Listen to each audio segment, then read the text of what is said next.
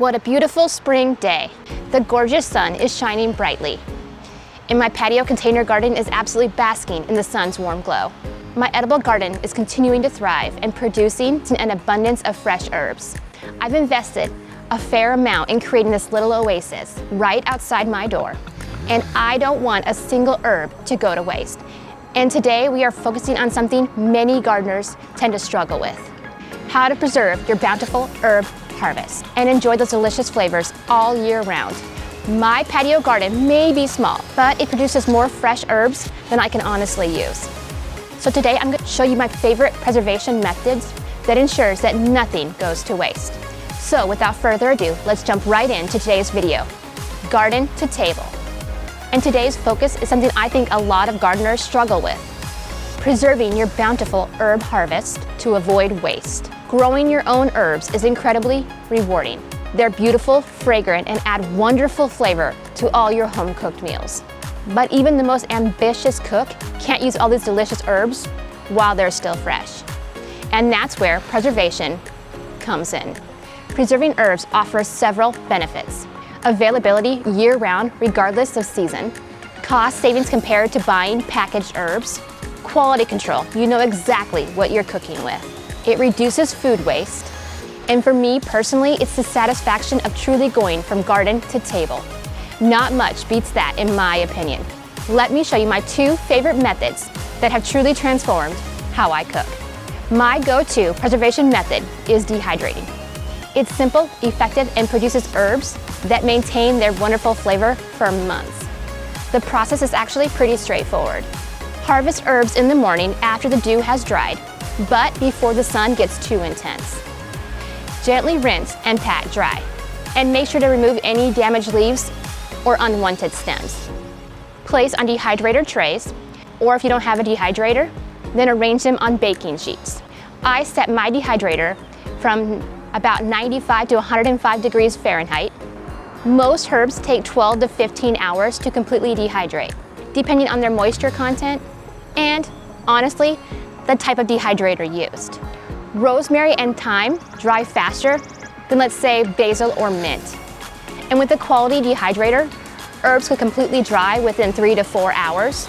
I opted for a low-budget dehydrator off Amazon with pretty decent reviews. I kept it simple.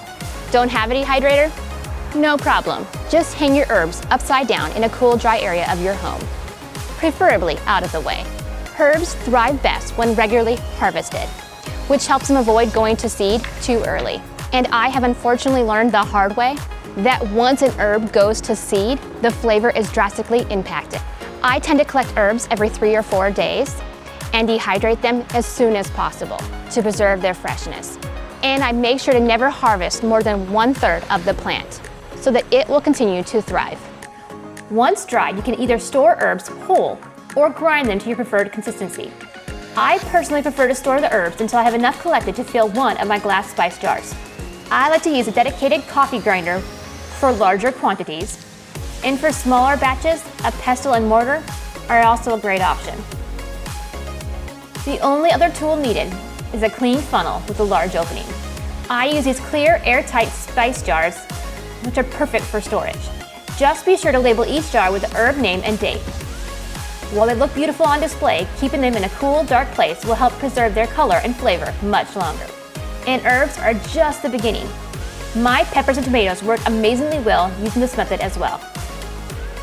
I highly recommend using a mask and gloves when working with peppers. And this does not mean just wearing gloves when cutting the peppers. Trust me. A mask is necessary because the dust created by the grinding process gets in the air and it can seriously burn. I would go as far as to recommend safety glasses as well. I don't know about everyone else, but I'm personally sensitive to peppers. It truly is a love-hate relationship of mine, but their flavor is so delicious. My second favorite preservation method is freezing herbs in an oil. This is perfect for cooking applications where you typically add both oil and herbs. Start by finely chopping your fresh herbs. In this batch, I'm using basil, parsley, and oregano, but this honestly works with any herb you enjoy. Next, mix the chopped herbs with your preferred cooking oil. I'm currently using olive oil, but you can use any oil that complements your cooking style. If you tend to cook at a higher temperature, then I would recommend using avocado oil. Rotating the oils in your diet gives your body the best nutrients. And for those watching calories or fat intake, this method offers perfect portion control, as each cube contains an appropriate amount of oil. Fill each compartment about 3/4 full, and these standard ice cube trays work fine. But you can also find specialized herb freezing trays online with smaller compartments if you prefer. After freezing solid, transfer the cubes to a labeled Ziploc bag for long-term storage. These will keep well for up to 6 months. These preservation methods are incredibly versatile. The dry herbs work beautifully in rubs, marinades, and slow-cooked dishes. The frozen herb oil cubes are perfect for dropping into soups or stews, melting in hot pans as a base for sautéing, adding to pasta dishes right after draining, or using in salad dressings. The options are pretty limitless.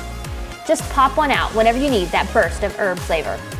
And now, no chopping is required and it's perfectly portioned.